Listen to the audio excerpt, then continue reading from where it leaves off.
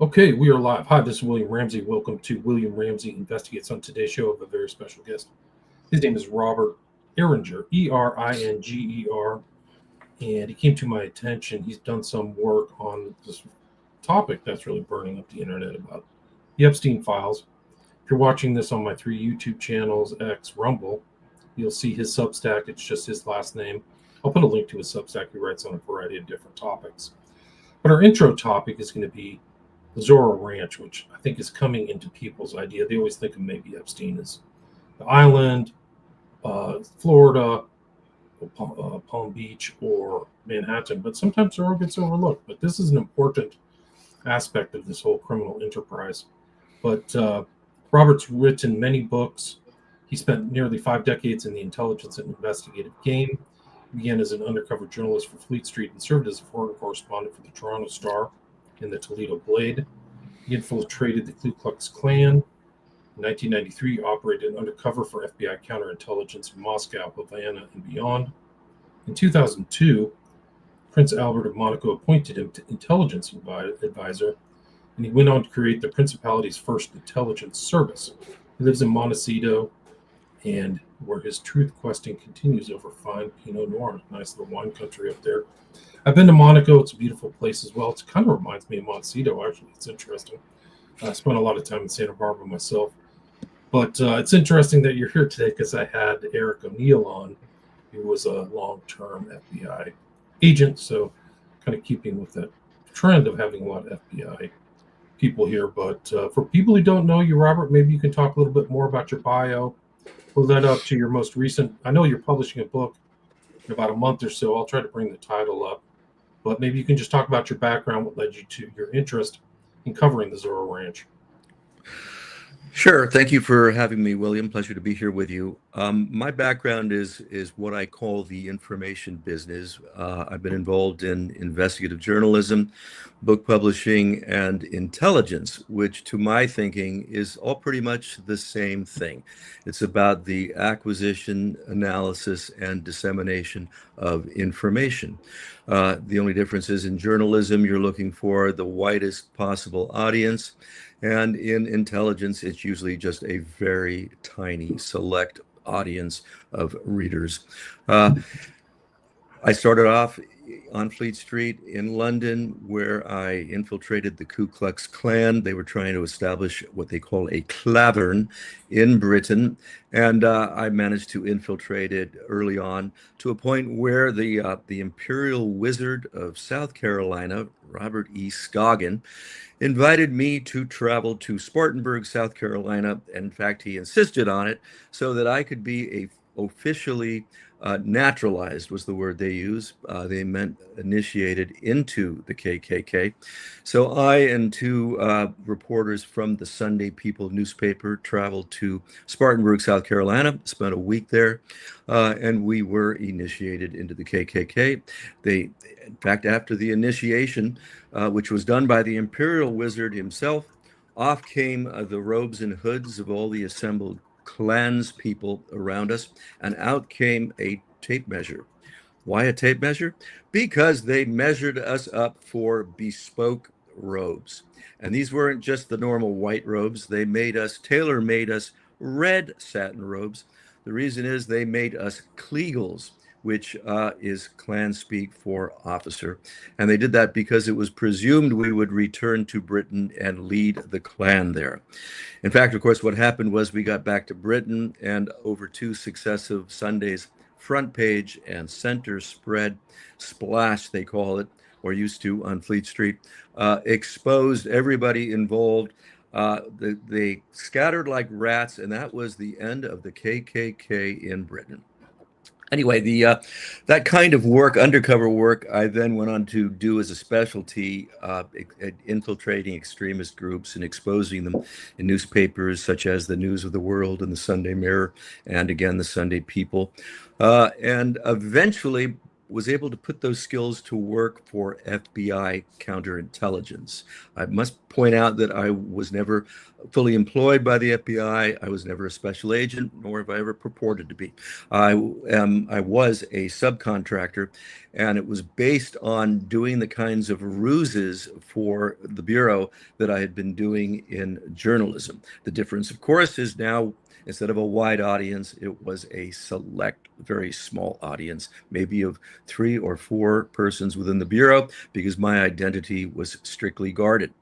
And I wrote about that particular period of my life in a book called Ruse, Undercover with FBI Counterintelligence.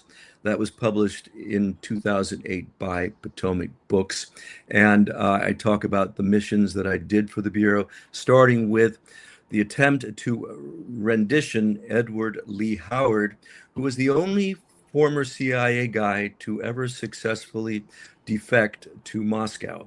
He did that in 1985, which was known as the Year of the Spy, and he was living there in the early 1990s, actually from 1985 onward. In 1993, an interesting opportunity arose whereby Howard wanted to write a book. He did, in fact, write that book. It was called Safe House, and I became his editor. Except what he didn't know was that I was really working undercover secretly for the FBI. And the idea was to get to know him, befriend him, and try to figure out a way to lure him back to the United States to face the music. That went on for a bit. It went on for a few years. In fact, we could have renditioned Edward Lee Howard. Everything was in place to do that. And the Bureau was very gung-ho in association with the CIA. However, at the 11th hour, when we knew where Howard would be, where we could nail him, the Clinton White House intervened and aborted the mission. So the FBI was not allowed to get its man, and Edward Lee Howard continued to operate freely, at least inside Russia, and he would travel throughout Europe as well, until he met in untimely death in 2000, I believe it was 2002, July 2002, when at the age of, I believe he was 50 or 51, he supposedly fell down a flight of stairs at his dacha, and broke his neck. And the problem with what the Russians said about that is his dacha didn't have a basement. But I've never much trusted the old KGB, still don't. Anyway, my work for the Bureau went on and on and on, not only doing Edward Lee Howard, but rusing the former chairman of the KGB, Vladimir Krychkov, and getting to know Howard's Cuban contacts, which led me to the Cuban mission and those doing espionage for among the Cubans in Washington, D.C. Made for a couple of interesting chapters in that book. And eventually, I crossed the line from counterintelligence to criminal investigations to try to hasten the extradition of Ira Einhorn from France. He'd been a wanted fugitive for a few decades for murdering his girlfriend in Philadelphia in the late 1970s. Keep her in a closet too, right? Put her in a thing. That's right. He mummified her. In fact, when the FBI finally raided his apartment in Philadelphia, and they broke down the closet that was locked, and they found the mummified remains, they also found a library book at how to mummify a human being. Wow, I didn't know that. As you could imagine, that was evidence against him, partly, except he absconded and ended up on the run for a number of years until he was discovered in France. It was my job to get to know him again as purporting to be a book editor. I convinced Ira that he was going to be a best-selling author and that I would ensure that his books got published. And then he began to, from there, finally.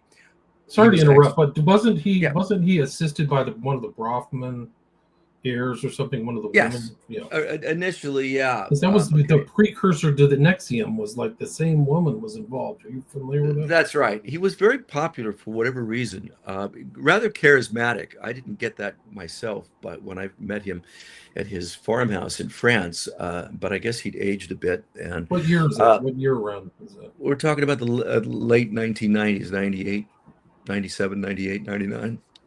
It went on for a bit. The French were were stringing us along in terms of when the Philadelphia investigator who'd been hunting Einhorn for years finally discovered his whereabouts. The French arrested him, but then they let him go a few days later, and extradition proceedings got launched. But the French kept dragging their feet, dragging their feet. They would tell the United States, the DOJ, well, we can't extradite him because we don't believe in the death penalty, and you have that in Pennsylvania where he would be tried.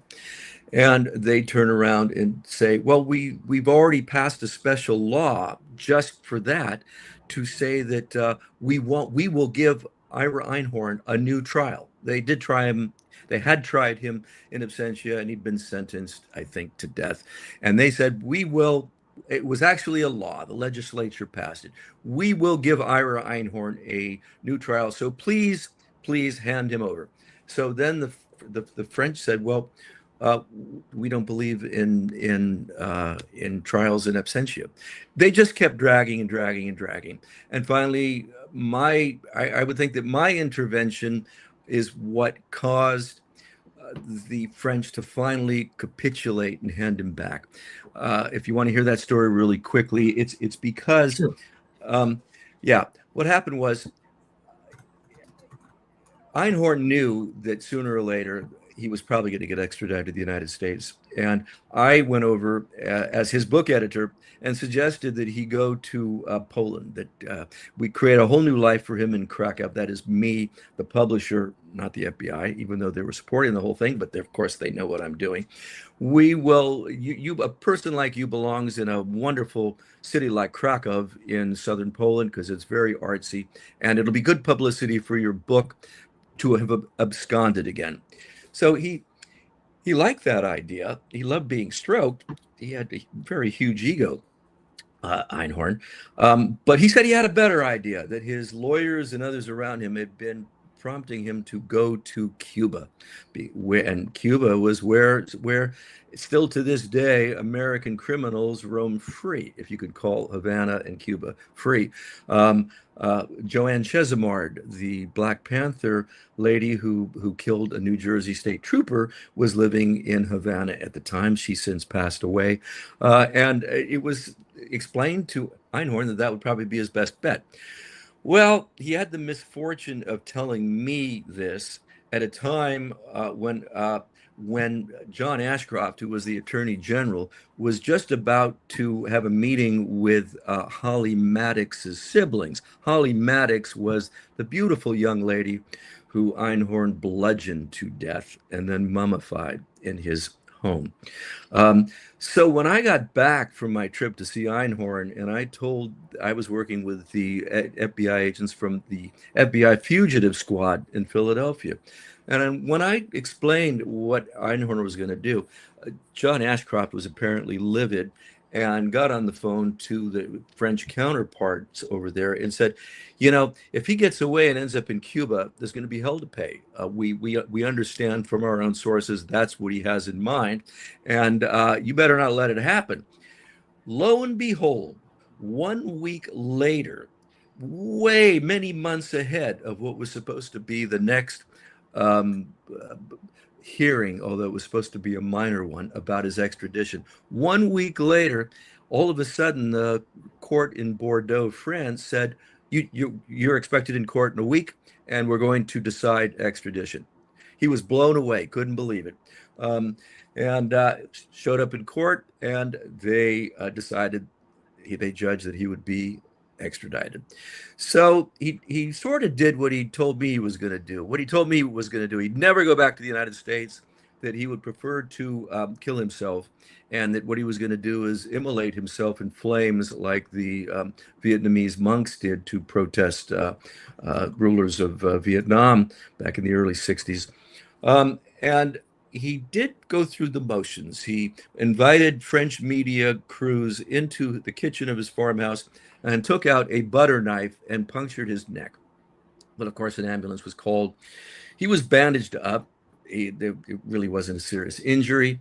They gave him a few days to recuperate, and then the gendarmes arrived to put him in their vehicle, drive him to Charles de Gaulle Airport in Paris, and hand him over to my two buddies in the fugitive squad, where he was put in handcuffs, put on a plane, and flown back to the United States, where true to their word, they provided him a new trial. It took the jurors only 4 hours to convict him of murder, and he spent the rest of his life at Hootsdale State Penitentiary, from which he wrote me a letter 6 months after he was in prison and saying, "What happened to you? Where are you? You were supposed to publish my book." So he never got onto the ruse. As you Never did. Nope. titled your book. Interesting. Yeah. Well, good Sorry timing. about that long story about the FBI. I No, know we want to talk about Monaco and I other do. I things. want to talk about Grace Kelly, Grace Kelly's son, the Order of the Okay. Solar Temple. Are you familiar with that? Say again? The Order of the Solar Temple, because that's where Grace Yeah. Kelly, when she supposedly drove off the cliff, she ended up on property of this cult called the Order of the Solar Temple. Have you heard of that? Yeah. Well, yeah, I'm aware of her affiliation with that group, and I believe that's probably true. Whether it had a connection to her death or not, I'd be less sure of. Although I do think there is some question about whether the Italian mafia was involved in her sad, tragic demise. Believe it or not, I think she was only 52 at the time, but there was something very mysteriously wrong with her brakes, and she chose the wrong roads to go down. I know that trio of curves that exist coming down from La Turbie into Monaco, treacherous, but with brakes not working, fatal in her case. Certainly, there was a mafia connection in the death of Stefano Casaraghi, who was Princess Caroline's husband, who died in the tragic yacht racing accident. I believe that was in 1990, where his boat flipped mysteriously, and he was killed. And then, after he was buried at Monaco's cathedral, there are persons who tried to steal his corpse. And that has been associated with the Italian mafia, partly because of promises that had been made about their ability to penetrate Monaco's very lucrative real estate market, and they went undelivered. There's huge fights that go on all the way up until today over real estate in Monaco. Monaco's probably cost more per square foot than anywhere else in the world. Wow. And building has always been the big money spinner there, and most of the corruption relates to that business. Sorry, once again, I've gone off on a tangent here. No, it's Please, not. It's very back to you. important, actually. People don't understand the attraction, the allure of Monaco. It's a small principality. It's run by a family, hereditary monarchy, right? But low taxes or a tax haven, right? Well, it is a tax haven for most people, not Americans, because if you are an American citizen, you are obliged to file income tax returns wherever in the world you live. So Americans don't find it a tax haven. But if you're British, Swedish, any other number of European nationalities, if you live or claim to live full-time in Monaco, you do not have to pay tax to your country of birth or where even you spend some time. Wow. So how did you come by, like, as an American, getting into becoming an Intel asset for the family there? Like most of my life, serendipitously, I was involved in book publishing in the late 1980s, and the opportunity arose to move to Monaco. And I thought, well, being much younger than I am now, of course, uh, the sense of adventure overtook me, and I uprooted to Monaco for a couple of years, rationalizing that I would scout literary talent, since at that time I was representing authors with books. Um, I handled William Colby's book about Vietnam, Lost Victory, and Robert Kupperman's book, Final Warning, about terrorism. And I wanted to do the same thing. The bad news is I never really discovered any literary talent in Monaco, but I did make friends with Prince Albert. Got to know him, others. It's a very small community generally. I mean, the country itself is only a mile and a half square. It's comprised, was then, of about 35 different nationalities. The Monegasques are outnumbered in their own country. But And among that's the Grace Kelly's son, right? For people. yeah, Prince Albert is Grace Kelly's son and the son of Prince Rainier, who at that time was the monarch in Monaco and led with an iron fist. Um, Got to know Albert, and then I disappeared from Monaco, went to Washington, D.C., connected with Claire George. He didn't want to write a book, so instead he and I went into the private sector intelligence business, almost as a joke. Um, we sat outside the Chevy Chase Club, and when he told me he wasn't going to write a book after all, he said, "Well, maybe we can do something else together." And I said, "Well, like solve people's problems." And he said, "Yeah." And I said, "But only billionaires and royalty."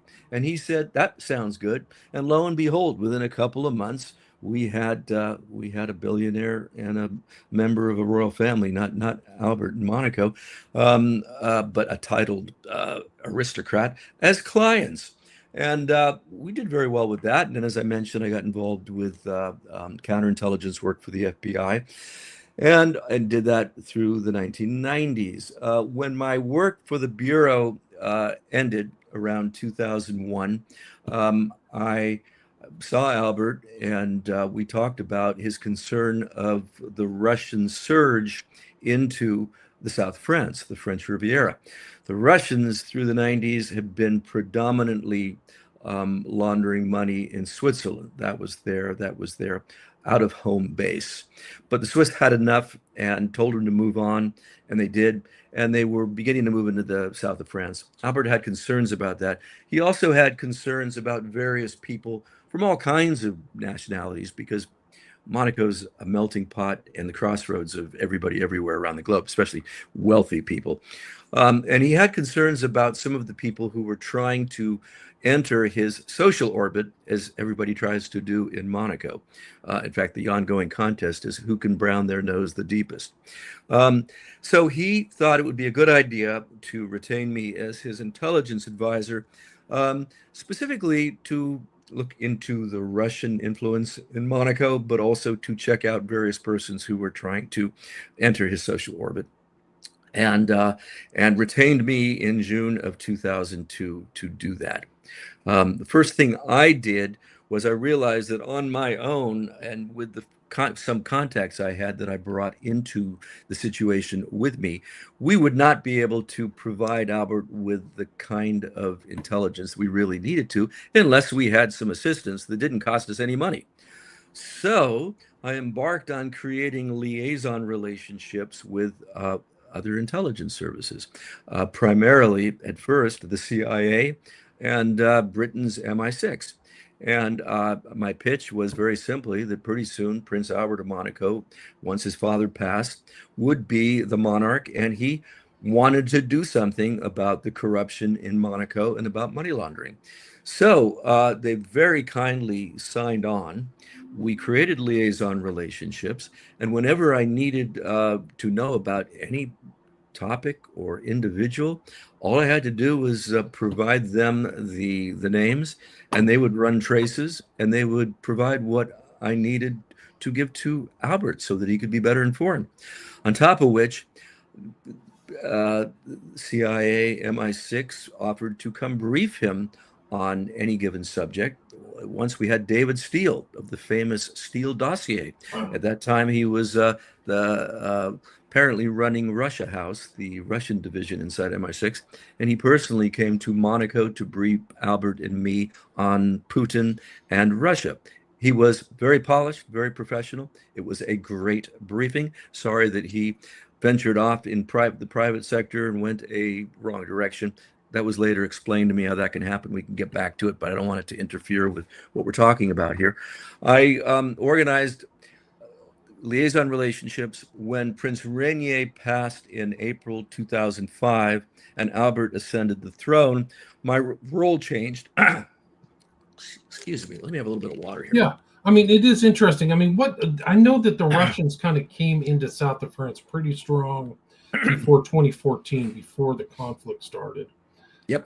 But like, what was the kind of, how would they launder their money? How would they launder their assets from the Putin era? I guess it would be the post collapse.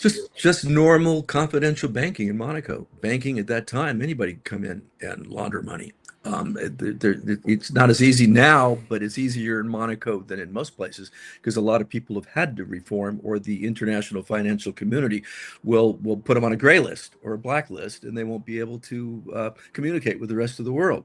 But back then, in the early aughts, anybody could open, well, you'd have to have a bunch of money, but if you were a Russian coming in, the banks were glad to have you. You show up with $10 million, even in cash, in suitcases, and you have an account. And that may still happen today, although less likely. I'm sure they've gotten far more sophisticated about that. But that's the answer, confidential banking. I was saying earlier that after Prince Albert ascended the throne, I created the Monaco Intelligence Service. I no longer had to be just intelligence advisor. I created a service because that's what it was at that point, and it needed to be, because we then embarked on creating a whole new slew of relationships with foreign intelligence services all around Europe. And it was very productive for us because, once again, we could get whatever information we needed quick on just about anything and everything. And I went on to then begin to assemble the various financial intelligence units of the micro-European states like Luxembourg, Malta, San Marino, which is surrounded by Italy, and Liechtenstein, and discovered that before my arrival on the scene to try to organize them, there was absolutely no meaningful contact between the financial intelligence units. Luxembourg actually had and still has a proper intelligence service, but the smaller states, they never got beyond financial intelligence units within their police departments. Well, I created an association of micro-European intelligence services, and we began to have meetings, and we created a common shield among us so that we could keep each other informed about what Russians or other nationalities were hopping from one tax haven microstate to another, looking for banks to launder their money in. Right. So is this kind of the heraldry right here, the Monaco Intelligence Service? That's yes. Yeah. In fact, I was working with Prince at one point, starting around 2006. I brought into our service Prince Albert's cousin, a man by the name of Jean-Leonard de Massy. And he was the guy who then kind of helped us officialize and struck these badges and so on, just so we could go to foreign intelligence agencies and say, see, we really exist. We're real. A lot of them needed more than that. In fact, almost every intelligence service that had a relationship with us first would come to Monaco, and they would meet Prince Albert in person at the safe house that I kept in Monaco. And only then were they satisfied that this was real and that we were off and running with an information the population intelligence of Monaco, exchange. Yeah, it's not very big. I think it's under 20,000 of permanent. Yeah, when I was there, it was more like 30 plus. Now it's higher because they've created a lot more space in the last 15 years. A lot more buildings have gone up, and it's closer to 40,000 now. 40,000 like permanent residents, like people who are like non. Well, they call the foreign residents call themselves permanent residents, and that's how they're able to renew their residency permits every few years. But most of them just use it as an official residence, and then they do things like run up their electricity bills by keeping the lights on, so they can, when they're called in for an interview, they can try to prove that they're actually living there full time.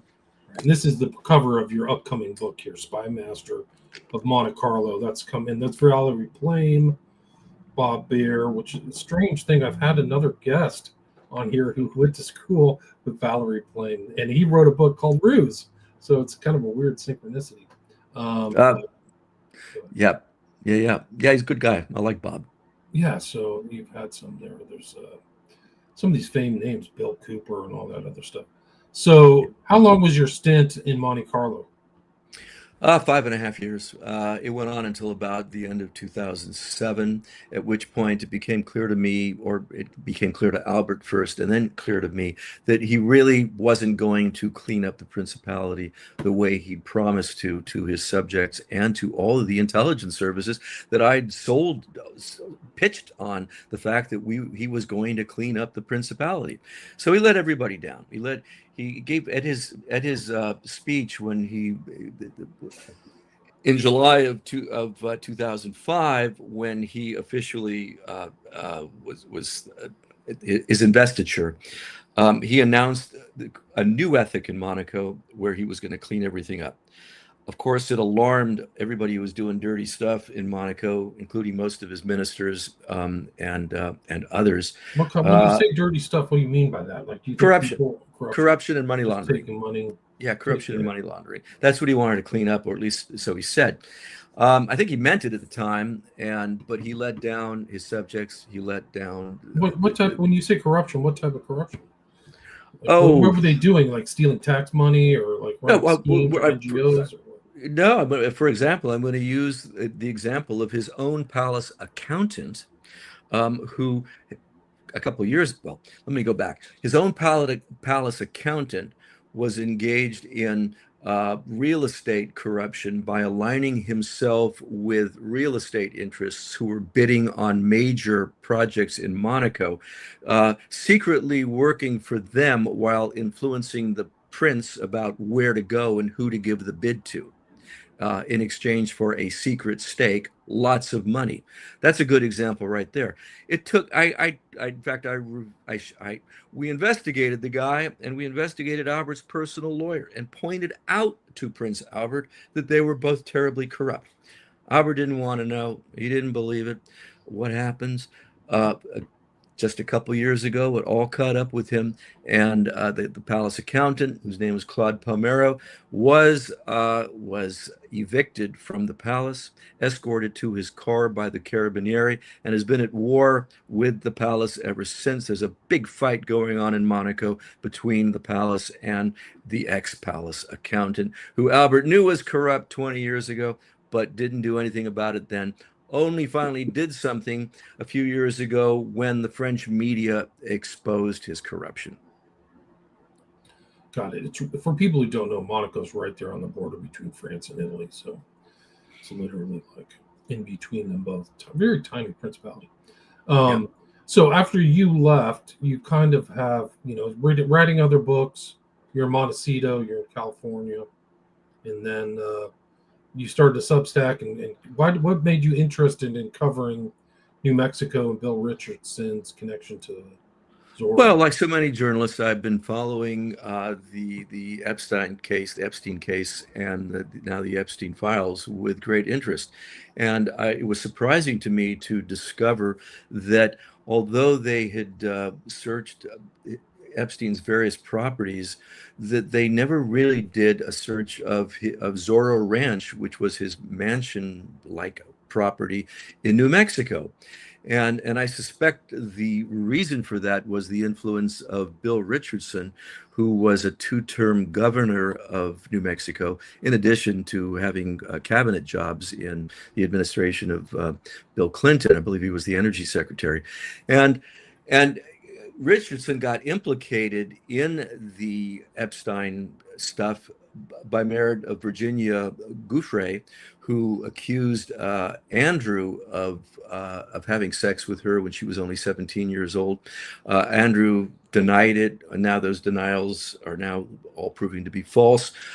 She also said that when she was in New Mexico, she had sex at the age of 17 with Bill Richardson. He denied it. He's no longer alive. He passed away a couple of years ago. But there is no reason to disbelieve Virginia Giuffre at this point, because we now know she was telling the truth about Andrew. Why would she make something up about Bill Richardson? So to me, that's the interesting connection about why nothing ever got done about his ranch, searching it, even though in 2019, according to an email in the Epstein files, somebody informed the FBI that the bodies of 2 foreign females are buried somewhere on the grounds of Zorro Ranch. So the question is, what happened? Did the FBI not think to send cadaver dogs, not search, not look around for dead bodies? Um, Apparently nothing happened at all. Why did nothing happen? These are good questions. Only now that this has come out, that particular email from the Epstein files has the New Mexico legislators, just last week decided to open an investigation into Zorro Ranch. Why did the FBI sit on it all this time? It's there's more to come out, much more to come out, in my opinion.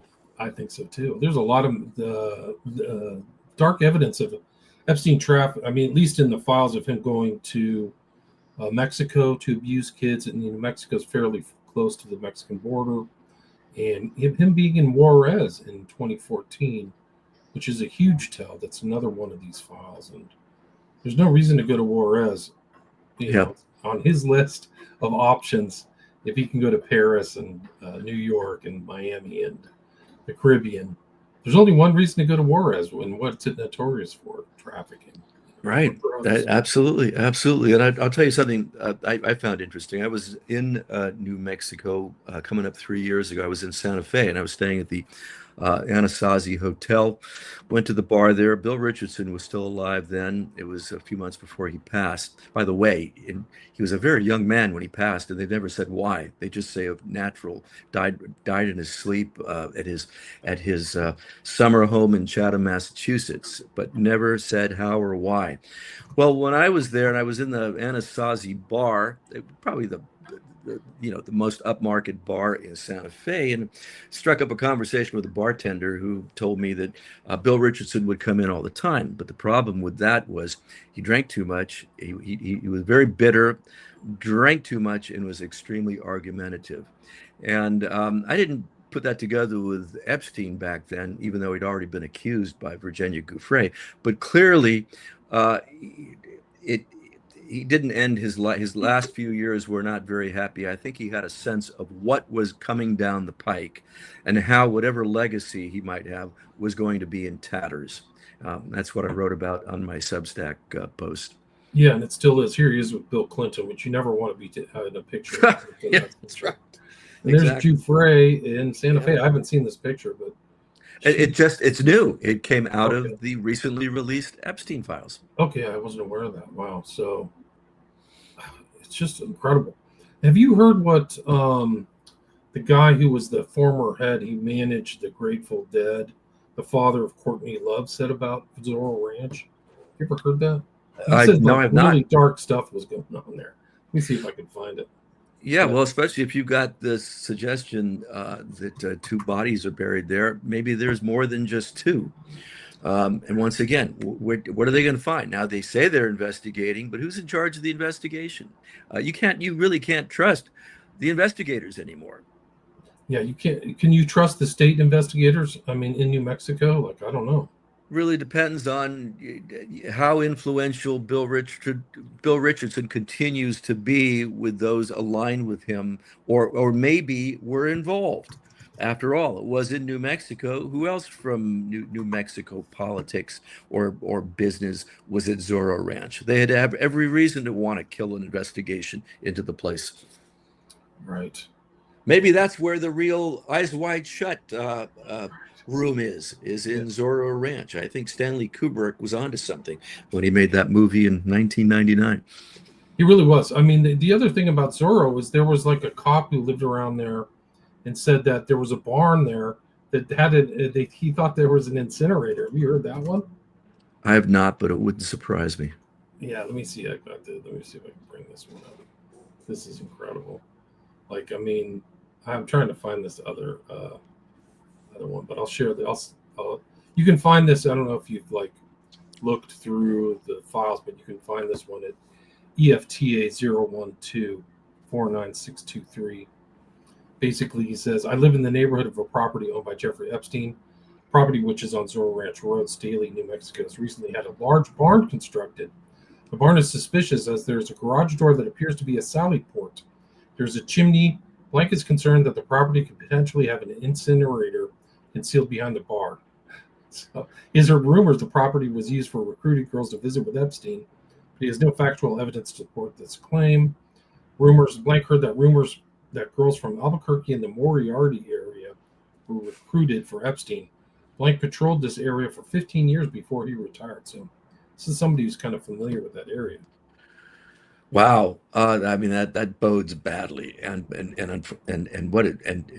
Epstein would have had total protection from the governor, from Bill Richardson, because he's blackmailed, right? So we know Giuffre Yep. said that somebody was sent there, but who else was sent to Bill Richardson, right? Like maybe there's other things going on. There's all, the talk continues as to who he may have really been working for or providing evidence. He's probably been providing stuff to a number of intelligence entities, because for himself, it was all about leverage and new influence. And Well, maybe you can expand on that, because he seemed to have connections with the CIA, the Mossad, through Robert Maxwell, all kinds of stuff. Like, he seems to have kept going with the Maxwell kind of operation. Do you have any thoughts on that? Yeah, and because of the Maxwell connection, I think Mossad in Israel is the most obvious of who, if he did have intelligence connections, who he would be ultimately working for, and creating honeypot traps for compromise, to be able to leverage as needed by whichever intelligence service, perhaps Mossad, for light leverage. Yes, it's blackmail for sure, but it's common in the intelligence services, and it sure seems like Epstein had everything wired up and was recording everything that was going on there. And we've yet to see a bunch of that stuff. Hopefully, we will get a chance to down the road. But yes, I think it's completely plausible that he was serving an intelligence service, and maybe more than one. Right, which wouldn't be the first. So he's like a triple spy or triple agent or something. They talk about double agents, but like showing somebody something or FBI, and that's how he gets away with it, right? So I think he was working everyone. He was working everyone he possibly could. Which is smart. That's how you keep from getting arrested, just like Whitey Bulger, right? Whitey Well, Bulger. it was good for a while, but Epstein didn't have a happy ending. So your thought is he was killed in jail? Do you believe that? I don't believe in the suicide. No, I believe he was murdered. Yeah, it's just too weird, too crazy. All the cameras get turned off. The guards go to sleep. Now somebody in inmate clothing, an orange robe, is going up the stairway. I believe, and then the family, the pathologist representing the Epstein family, who was there for the autopsy, said that the marks on his neck could not be there from hanging, but only from strangulation through somebody's hands. Yeah. So I believe he was murdered. Yeah, I think you're right. This statement by Hank Harrison, Courtney Love's dad, was done a long time ago. This is like 10 years ago on a different forum somewhere on Facebook. But he writes, since my daughter was in Epstein's Black Book in 2003, and since she bragged to me about how she was procuring victims for him, I think I have a right to speak with some authority here. The crimes are 10 times worse and 100 times more numerous and more degenerate than you can imagine. The New Mexico Zorro Ranch is bad, but when victims were worn out, they would simply be taken to the desert and buried or taken to sea, weighted down, and dumped overboard. The ones who survived are lucky to be alive. We are talking multiple slave murders here. Clinton did not procure slaves. Trump did. Google me before you reject this comment. Hmm. Pretty intense. That is very intense. Yes. So there's multiple different stories that coming out about that place, which is very isolated. Like it's apparently in the middle of nowhere. Like that's my understanding. Yeah. Yeah. So people check out his Substack. It's your last name, right? It's just It's roberteringer.substack.com. Robert Eringer. I post something every day.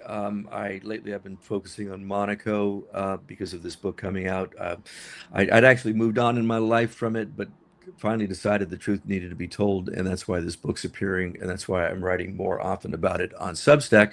But I write on a whole lot of issues, and I write a weekly news review, which I spell REVUE because I kind of poke fun at what's going on in the news.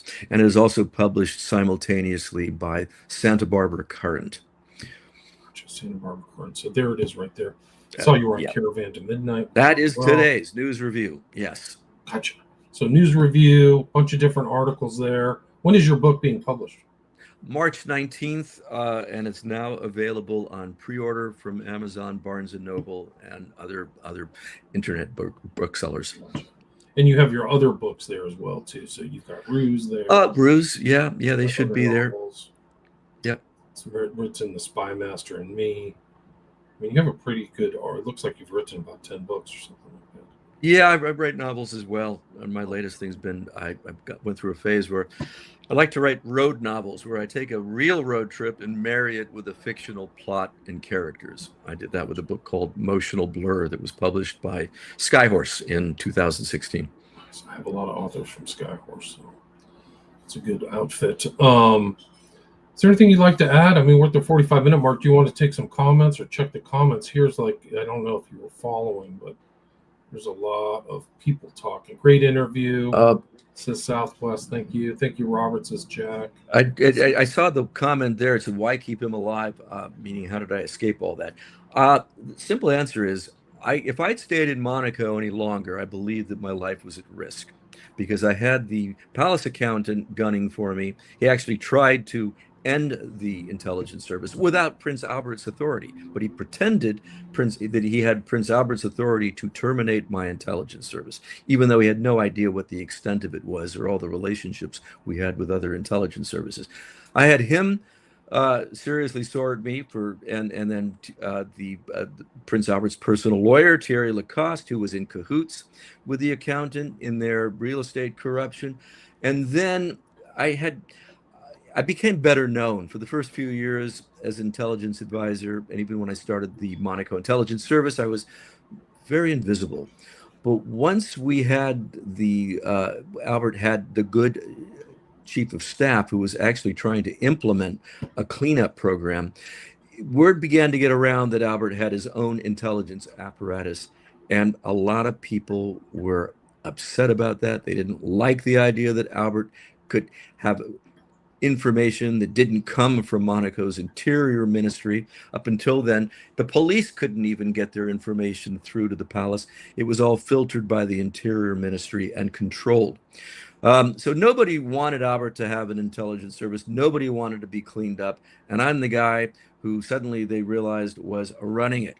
And it was at that point where I decided not only wasn't I going to put up with this any longer because clearly Albert was not going to clean things up like he said he would, but I think my life was at risk as well. As an official from MI6 told me, you better at least close down your safe house here, that little apartment where we'd have all of our meetings and where I slept when I was at Monaco. He said, because you're going to get firebombed. At the time when the accountant actually tried to terminate our intelligence service, I realized the word was out. I did feel threatened, and I understood that if I stayed longer, that I might not exist beyond that for very long. Gotcha. South Tower says, great interview. Sammy says, thank you. Jack asked you, why did Ira Einhorn mummify the girl? Why was that his choice? Do you know? I guess he didn't know how to get rid of the body. Ira Einhorn is very lazy, so the idea of taking a body down from an apartment into a car and putting it in a trunk, I didn't think he had a car. He would have had to involve somebody else who would then be a witness against him, maybe possibly turn him in. I mean, I'm only thinking on his behalf, but he probably thought it was the safest place to keep her and not be discovered that he'd murdered her. Why it took the Philadelphia police 2 years to get a warrant to go into his house when everybody, her family, knew that she was the last person he saw. Once again, a lot of it is incompetence and bungling. It's not just when the FBI doesn't do stuff when they should have done it, is because they're hiding something. It's because of sheer incompetence and bungling things like that seem to have just happened in Tucson, Arizona, with this abduction. Right. Kent says, great interview. Thanks, Kent. Silent wants to ask me about Bill Colby, and D.B. Cooper. That seems like a stretch. You ever heard that theory? I've never heard that theory. Okay. I never have. Very interesting. Good thing you got out. Jack says, great interview. So we had 160 live listeners. So thanks for listening, everybody. Thanks for the comments. And is there anything else you'd like to add, Robert, before we wrap it up? I mean, I could go on for another 2 hours, but I think we covered I'll have enough. you back after you publish the book. Then I can read it and I can ask you some pertinent questions. Great. I'd love to join you again and your listeners. Great. So you have a Substack. Do you have a website yet, or it's just your Substack? No, well, I did at one point, but I merged it with Substack. So roberteringer.com goes to the Substack. Gotcha. So it's Robert Eringer, ERINGER.substack.com. Yes. I'll put him. I'll put a. That's it. Silent says thank you. William says have him back for sure. Yeah, you can definitely. I'll come back anytime you like. And Truth Seeker says I like this guy a lot. Dion Vieira says it was a pleasure. I learned a ton. So thanks for coming on. Really appreciate it. Again, the guest is Robert Eringer, ERINGER. And then he has a book coming out, which I showed the cover of it. So keep an eye out, guys. It's Spy Master of Monte Carlo, Tales of Royalty, Espionage, and Betrayal. So, Robert, thanks so much for your time. Really appreciate it. Thank you, William. Appreciate you having me on. Okay, great. Stay there.